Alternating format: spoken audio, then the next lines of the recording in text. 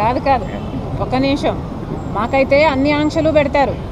విశాఖ స్టీల్లో నేను ఆమరణ నిరాహార దీక్ష చేయబోతే నన్ను లిఫ్ట్ చేశారు. సూపర్ 6కు చేయాలని మేము ఆందోళన చేయాలని ఇంట్లోంచి బయలుదేరితే మమ్మల్ని అయితే హౌస్ అరెస్టులు చేస్తారు. కానీ వైసీపీకి జగన్మోహన్ రెడ్డి గారి అలాంటి ఆంక్షలు ఏమీ కనిపించడం లేదు. 3 బండ్లతో పోవాలి అంటే వాళ్ళేమో 100 బండ్లతో పోవచ్చు. 100 మందితో చేసుకోవాలి అంటే వాళ్ళేమో 1000 మందితో చేసుకోవచ్చు. బల ప్రదర్శన ఎందుకు అని అడుగుతున్నాం. వాళ్ళకు డబ్బులున్నాయనా? మోడీ దత్తపుత్రుడు అనా? జనాల్ని సమీకరించినట్టు పోలీసులను కూడా కొంటున్నారా? అందుకే అడుగుతున్నాం, ఏం జరుగుతుందో అర్థం కావటం లేదు ఈ రాష్ట్రంలో అని. నిజానికి ప్రజల పక్షాన నిలబడి పోరాటం చేస్తున్న ఏకైక పార్టీ ఈరోజు కాంగ్రెస్ పార్టీ. మాకేమో అనుమతులు ఉండవు, మమ్మల్ని ఏమో హౌస్ అరెస్టులు చేస్తారు.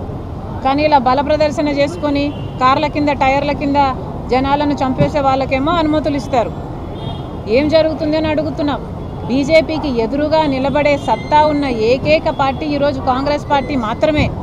మీకు అర్థమవుతుందో లేదో, మనకు ప్రత్యేక హోదా రావాలన్నా, మనకు ప్రతి విభజన హామీ నెరవేరాలన్నా ఈరోజు కాంగ్రెస్ పార్టీ అధికారంలోకి రావాల్సిన అవసరం ఉంది. కాంగ్రెస్ పార్టీ రాకపోతే ఈ వైసీపీ అయినా, తెలుగుదేశం అయినా, జనసేన అయినా ఇదే బీజేపీకి, ఇదే మోడీ గారికి జపన చేస్తూ ఉంటారు. ఆ మోడీ మనకి ఏం చేయకపోయినా ఆయనకు సాష్టాంగ నమస్కారాలు పెడుతూనే ఉంటారు. మానవత్వం గురించి అర్హత లేదా? ఎందుకండి, నాకెందుకు లేదు?